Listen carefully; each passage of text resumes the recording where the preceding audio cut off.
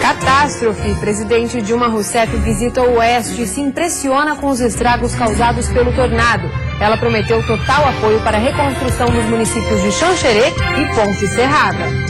O caso Ricardinho, amigos e familiares do surfista testemunharam hoje em Palhoça. O policial militar acusado do crime mais uma vez alegou legítima defesa. Afastamento por tempo indeterminado. Justiça decide que Eliseu Matos não volta à Prefeitura de Lages. O prazo de 180 dias de afastamento terminaria em junho deste ano. Tumulto em Jaguaru no primeiro voo com exército dos professores. A polícia precisou intervir.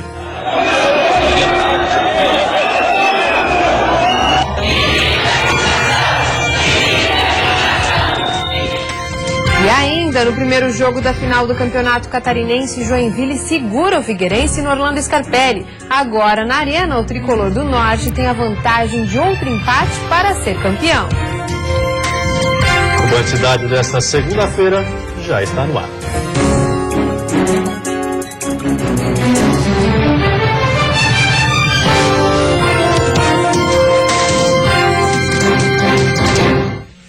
Olá, boa noite. Boa noite, amigos e familiares do surfista Ricardinho testemunharam hoje na primeira vara criminal de Palhoça. Do outro lado, o acusado de matar o atleta, um policial militar, mais uma vez alegou legítima defesa. A imprensa não foi autorizada a entrar. Pelo lado de fora, era possível ver os familiares e amigos de Ricardinho aguardando pela audiência. 11 testemunhas foram ouvidas pela Justiça de Santa Catarina nesta segunda-feira. Ainda confiamos na justiça brasileira. 2 horas depois, o tio contou o que disse em depoimento à justiça. Ele presenciou o crime. O Ricardo virou para olhar o que ele tinha falado e ele atirou. Já o avô do surfista, que também depôs na audiência e tentou salvar o neto logo após o assassinato, desabafou aos jornalistas. Foi um roubo. Isso foi um roubo de vida. Está entendendo? Porque não é roubo de outra coisa, mas é o roubo de vida que ele fez. Ricardinho foi morto por 2 tiros disparados pelo policial militar Luiz Paulo Mota Brentano, que estava de folga em janeiro na guarda do Embaú, praia da Grande Florianópolis, depois que o surfista teria pedido para o PM retirar o carro que estava em frente à sua casa para fazer um concerto. A morte precoce do atleta, que faria 25 anos no mês que vem, abalou o mundo do surf. O acusado confessou o crime, mas seus advogados alegam que ele agiu em legítima defesa. Laudos toxicológicos confirmaram que o PM estava embriagado e que um dos disparos efetuados de dentro do veículo atingiu o surfista pelas costas. Para o Ministério Público Estadual, que ofereceu denúncia à Justiça, houve, além de crime de trânsito, homicídio triplamente qualificado, por motivo fútil, sem chance de defesa pela vítima e pelo perigo comum representado pela arma de fogo. O policial militar está preso e responde a processo administrativo na corporação, mas continua recebendo salário e obteve a autorização judicial para voltar a trabalhos internos. E 12 pessoas foram presas na Operação Arion 2 no norte do estado. Uma força-tarefa foi montada no fim de semana por causa da denúncia de sonegação de impostos contra uma empresa que fabrica bebidas. A operação foi deflagrada no sábado. 24 mandados de busca e apreensão e mais 12 de prisão preventiva foram cumpridos em Joinville, Araquari, Balneário Camboriú e municípios do Rio Grande do Sul e Paraná. O alvo da investigação é a produção de bebidas em Joinville e o comércio sem notas fiscais, uso de empresas de fachada, ocultação de receitas e lavagem de dinheiro. A suspeita é que o esquema tenha sido usado para sonegar cerca de 50 milhões de reais.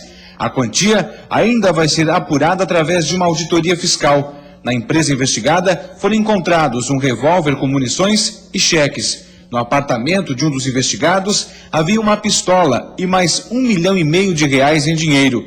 Imóveis e veículos dos envolvidos foram apreendidos como garantia de reparação aos cofres públicos. E a seguir, confusão antes do voo inaugural hoje à tarde no aeroporto de Jaguaruna. E ainda tornado em Xanxerê. Presidente Dilma Rousseff visita o município e anuncia liberação de recursos. É um instante só, a gente já volta.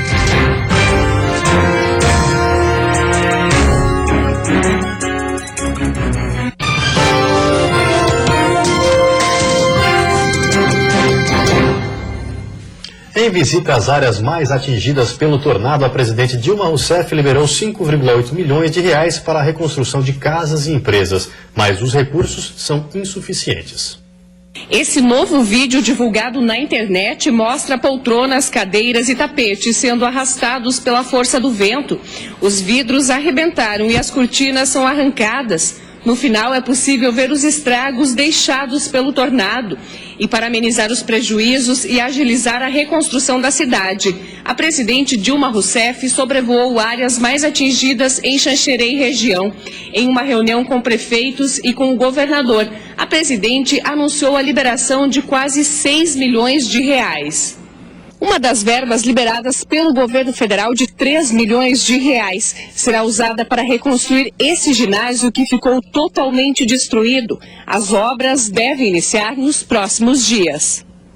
Mas pretendemos também dar contribuições às que sempre damos diante de calamidades, que é a liberação antecipada do Fundo de Garantia, a liberação antecipada do benefício da prestação continuada do Ministério da Previdência, do Bolsa Família e inclusive a liberação do Fundo de Garantia por tempo de serviço, que vai ser feita nos próximos dias a partir da iniciativa do Ministério do Trabalho e da Caixa Econômica Federal como executora. O prefeito de Ponte Serrada, município que também foi atingido, diz que o dinheiro vai ajudar na reconstrução, mas ainda não é o suficiente. Vem de encontro às necessidades das famílias mais carentes, que foi a nossa preocupação inicial, né, até por uma questão de sobrevivência, e a questão empresarial, que em torno de 500 empregos comprometidos dentro dos danos existentes nas empresas. E o governador Raimundo Colombo acenou para juros zero e um prazo de carência para essas empresas, que eu vejo como a única saída hoje de reconstrução do nosso parque industrial. O governo do estado pediu à presidente mais 28 milhões de reais. O tornado destruiu cerca de 3 mil casas e empresas e provocou a morte de 2 pessoas. 120 ficaram feridas, 10 continuam internadas e há mais de 5 mil pessoas desalojadas. O prejuízo está estimado em 100 milhões de reais. A terça-feira vai ter nevoeiros ao amanhecer, com possibilidade de chuva no litoral e Vale do Itajaí. No restante do estado, nebulosidade variável. A temperatura mínima fica em 9 graus na Serra e a máxima em 26 no litoral norte do estado. No Planalto Norte, mínima de 12 e máxima de 21 graus. No oeste, Vale do Itajaí e também na Grande Florianópolis, máxima de 25. E no sul, mínima de 17 e máxima de 24 graus. Tumulto no sul do estado. O voo inaugural do aeroporto de Jaguaruna foi marcado por protesto de professores. A polícia teve que conter os ânimos. Tinha tudo para ser uma cerimônia formal, mas o primeiro dia de voos comerciais terminou em confusão. Cerca de 300 professores ocuparam o saguão do aeroporto regional de Jaguaruna. A intenção dos grevistas era pressionar o governo do estado em busca de negociação para pôr um fim à greve que já dura mais de um mês. Onde o governo vai, nós vamos fazer manifestação até o momento que ele parar para negociar com a categoria. Enquanto ele não negociar com a categoria, nós estaremos em todos os momentos que ele estiver. Devido ao grande número de manifestantes, a cerimônia que seria realizada, contando com a presença de representantes da TAM e de autoridades locais, foi cancelada. Por diversas vezes, a Polícia Militar precisou intervir para conter os ânimos. Com a ausência de Raimundo Colombo, o foco passou a ser os deputados que chegavam ao aeroporto. O primeiro foi Juarez Ponticelli, que enfrentou dificuldades para embarcar. Logo depois, os manifestantes se concentraram no desembarque do deputado federal Edinho Bess. Quando nossa equipe tentava entrevistar o deputado, a confusão começou. Como é que o senhor vê essas manifestações agora? Natural. Isso é da democracia. O senhor acredita que isso faz parte?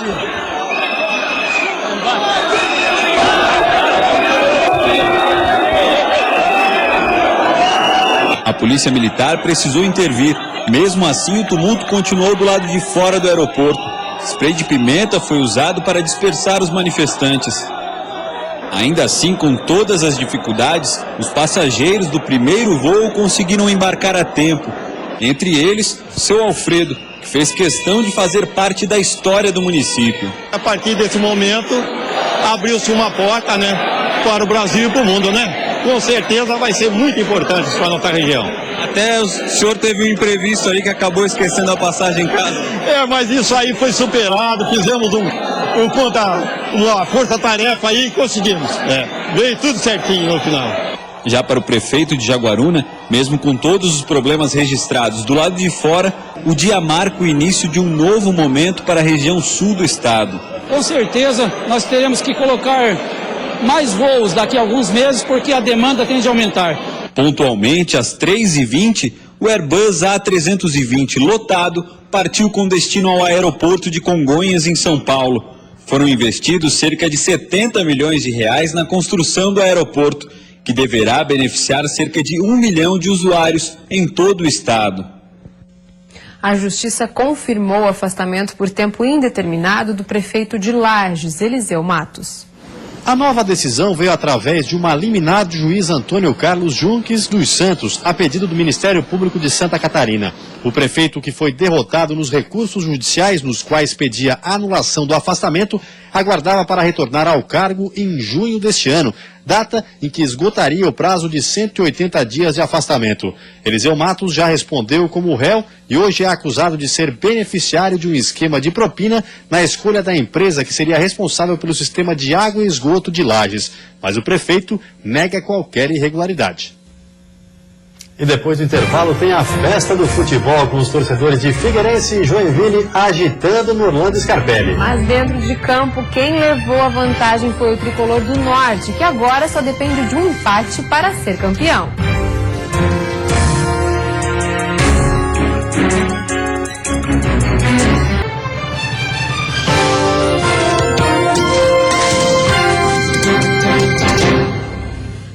Futebol, 0-0 com sabor de vitória para o Joinville, que vai jogar em casa com a vantagem de empatar novamente para levar o título. E a festa dos torcedores começou cedo no Orlando Scarpelli.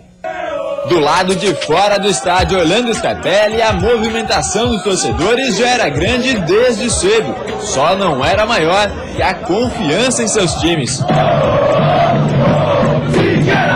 Como é que você espera sair daqui hoje? Só entregar a taça lá que... Esse ano ninguém tira mais do Jack. Com certeza um resultado que faça com que a gente não se preocupe lá em Joinville. Então uns 3-0 já tá ótimo.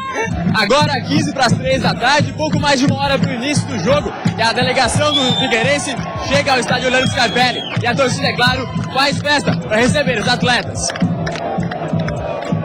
Já dentro do estádio, o público foi chegando aos poucos e os espaços vazios foram sendo preenchidos. Na entrada dos times em campo, a festa das duas torcidas foi de tirar o fôlego.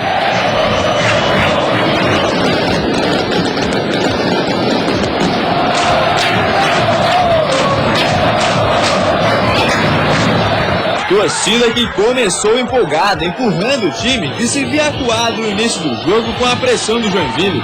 Aos poucos, o jogo foi ficando com cara de final. Nervoso, sofrido, suado. Não teve unha que escapasse, nem rosto que não mostrasse a aflição do torcedor. Do outro lado, a torcida do Jack fazia barulho e empurrava o time, sentindo a pressão do fim do jogo. E no apito final foram eles, os visitantes, que comemoraram o empate no Scarpelli.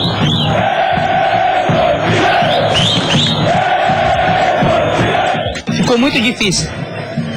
O resultado tinha que ser feito aqui. Complica bastante. É sempre mais difícil buscar o jogo fora de casa, né? E dentro de campo, muita marcação, disputa, erros e nada de gols. Confira como foi. A exemplo do último gol entre os dois times, o Jack tentou chutar logo no começo. Marcando em cima, impondo respeito. O Figueirense logo igualou na pegada. Olha o França parando esse contra-ataque. Até que depois dos primeiros minutos de estudo, começou o fogo cruzado. E nesse fogo cruzado, cada um jogou com as armas que tem, como gosta de dizer o técnico Argel Fux. E o cruzamento foi justamente a maior arma do Figueirense. Passou muito, mas muito perto. Mesmo assim, a bola não entrou. O primeiro grande susto do jogo foi no escanteio. O desvio de Marquinhos na conclusão de Marcão. O Oliveira estava na bola, mas já tinha sido marcada a falta do atacante. E foi depois de outra bola alçada na área que veio a sobra para Cleitinho dar esse chutaço de primeira. Oliveira largou e Marcão, de novo, tentou ser oportunista, mas o impedimento estava marcado. Se pelo alto o jogo não funcionava, os dois times tentaram trabalhar mais com a bola no chão. Figueira arriscou com o Ricardinho. E a resposta tricolor veio rápido, mas Thiago Luiz se atrapalhou. França aproveitou a sobra e mandou essa bomba que passou perto. E ainda deu tempo para o Wellington Júnior fazer essa jogadaça. Mas Muralha estava bem colocado. Bola no chão não deu certo, volta ao fogo cruzado. Os cruzamentos. Quem levou mais perigo primeiro foi o Jack. Cruzamento baixo, e se Fabinho não tivesse ali para salvar essa bola, ela entrava. Foi a vez de o Figueira usar o poder de fogo e com a entrada de Jean Derete no segundo tempo, esse poder aumentou. Ele mesmo, Derete, quase botou para dentro. Dudu desviou e por pouco ele não chegou nela. E em outro cruzamento de Cleiton, essa bola passou zunindo na frente de Derete. Depois o Marcão e nada de gol. A essa altura faltavam só 10 minutos para acabar. Teve tempo para aquela polêmica, pedido de bola na mão, mas ela bateu só no rosto do zagueiro. E nos últimos minutos até Muralha tinha esperança de fazer o gol da vitória e foi para a área se aventurar como atacante. Mas nada de arreio de balançar. Fim dos primeiros 90 minutos da final. Figueirense 0, Joinville também 0. E eu falei para os jogadores, o que nós fizemos aqui não vai ser o suficiente para sermos campeão na arena. Nós temos que praticar um futebol melhor. Futebol não é como começa, é como termina. Hoje acabou os primeiros 90 minutos, 0-0. O Joinville joga em casa com a vantagem, mas qualquer vitória simples nos dá o título. Um projeto social de aulas de tênis para crianças na Costa da Lagoa, em Florianópolis, ganhou hoje mais cor e alegria. O ídolo Gustavo Kirten deu início a um mutirão de pintura para incentivar a garotada a praticar esporte e frequentar a escola. Um espaço destinado a aulas para as crianças. Aqui elas têm informática, futebol, tênis e artes no contraturno escolar. Maurílio Silveira, chamado carinhosamente de Lilo, é um dos responsáveis pelo projeto que atende atualmente 250 crianças. Se toda a comunidade fazer o que nós estamos fazendo aqui, não ficar só dependendo do poder público para fazer as coisas, porque a gente sabe que eles têm muitas coisas para cuidarem também, não só uma quadra de tênis ou uma quadra poliesportiva. Eles têm que cuidar de hospitais, de escolas, e se todo mundo fizer um pouquinho, não depender só deles, eu acho que toda a comunidade ganha com isso. Aulas para desenvolver a criatividade também fazem parte do projeto. Ter contato com a arte, poder se expressar, te traz uma sensibilidade e uma criatividade que tu pode usar em qualquer profissão. E o melhor de tudo é que as crianças reconhecem este trabalho e sabem da importância de um local como este para a sua formação. O projeto, como o próprio nome já diz, que é Formando Cidadão, ele tira bastante gente da rua e dá muitas prioridades e oportunidades para todo mundo, né? Eu conheço bastante gente fora daqui, daí eu vou falando e eles vão vindo para as aulas. Hoje a comunidade ganhou um motivo a mais para sorrir e para continuar acreditando no trabalho desenvolvido pelo projeto. O manezinho Gustavo Kirten, ídolo da molecada, esteve na quadra e inaugurou um mutirão de pintura. É hora de retribuir, devolver um pouco para minha cidade, para as pessoas que estão próximas de mim, algumas chances reais de vida, de ser. Acho que através do esporte a gente descobre muita coisa. E esse é o intuito aqui. Se sair um campeão de tênis, melhor ainda. O responsável pela pintura do rosto do tenista foi Paulo Constantino, artista conhecido nacionalmente. A pintura demorou um pouquinho porque as condições climáticas não foram as ideais para esse tipo de trabalho, mas a gente conseguiu driblar a situação toda e ficou muito bom o trabalho. Eu estou muito satisfeito com o resultado e a alegria de homenagear o Guga é muito grande. A data escolhida para a entrega da pintura e para o início do mutirão aqui na Associação dos Moradores do Canto da Lagoa não foi escolhida à toa. Hoje o projeto Formando Cidadãos completa 15 anos e é também este o mesmo período que Guga conquistou a liderança do ranking internacional de tênis, onde ele permaneceu 43 semanas na liderança como o número 1 do mundo. Para participar das aulas, só é preciso procurar a sede da Associação de Moradores do Canto da Lagoa e estar matriculado em alguma escola. E a seguir, Dia da Empregada Doméstica. Os avanços na garantia dos direitos são comemorados, mas muito ainda precisa mudar. E ainda a audiência pública discute o fechamento da unidade da Petrobras em Itajaí.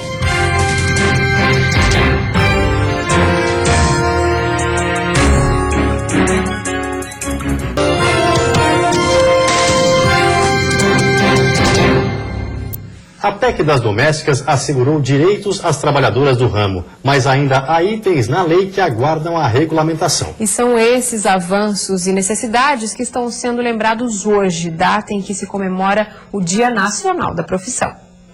Ivonete tem 38 anos, trabalha há 17 como empregada doméstica. Profissão que é também uma das mais antigas do país. Em 2013 foi aprovada a conhecida PEC das Domésticas, projeto que concentra 16 direitos para as trabalhadoras do setor, mas 7 deles ainda aguardam regulamentação. De acordo com esse advogado, muitas dúvidas ainda são observadas e a aprovação de todos os direitos contribui para a valorização profissional. O mais indicado é que principalmente o empregador, antes da contratação desse profissional, ele se encaminhasse a um advogado mais próximo, para que ele pudesse dar as orientações básicas sobre a rotina de trabalho, sobre qual é o entendimento da jurisprudência, da justiça num todo, sobre essas questões ou sobre a função específica que está contratando, para não orientar só a contratação, o fato da contratação, como também a rotina,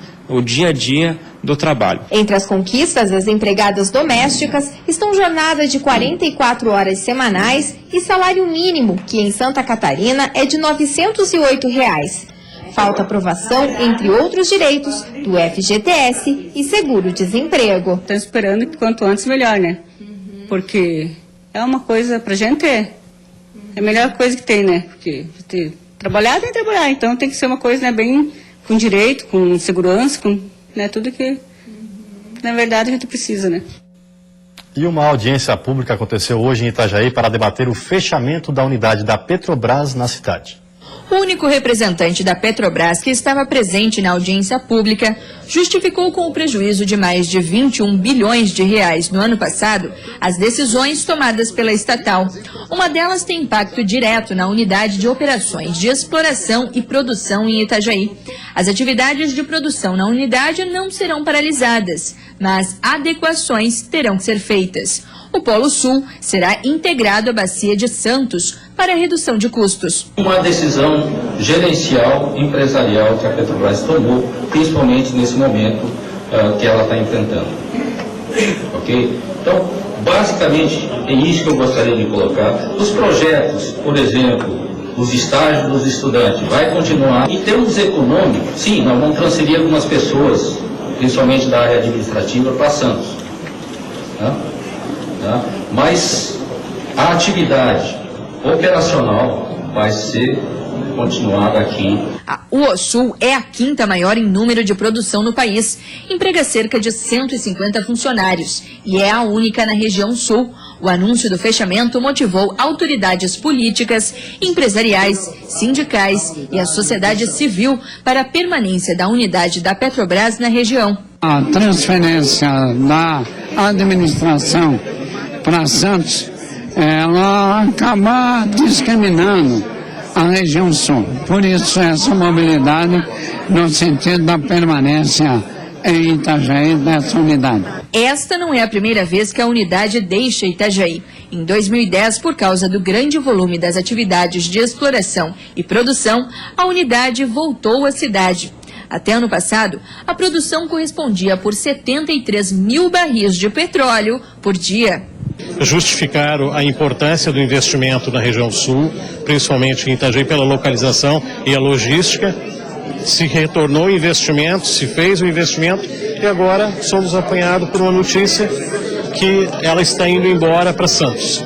Mesmo com as informações já anunciadas pelo gerente-geral da Bacia de Santos, representantes de Itajaí e Santa Catarina devem se reunir na quinta-feira com a presidência da Petrobras, no Rio de Janeiro. Podemos deixar uma notícia como essa prejudicar aquilo que vem dando certo no Estado.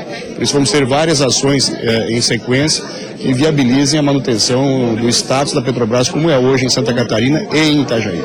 Os representantes temem que outras frentes de trabalho possam ser afetadas com o fechamento, como o Porto de Itajaí e o Aeroporto de Navegantes.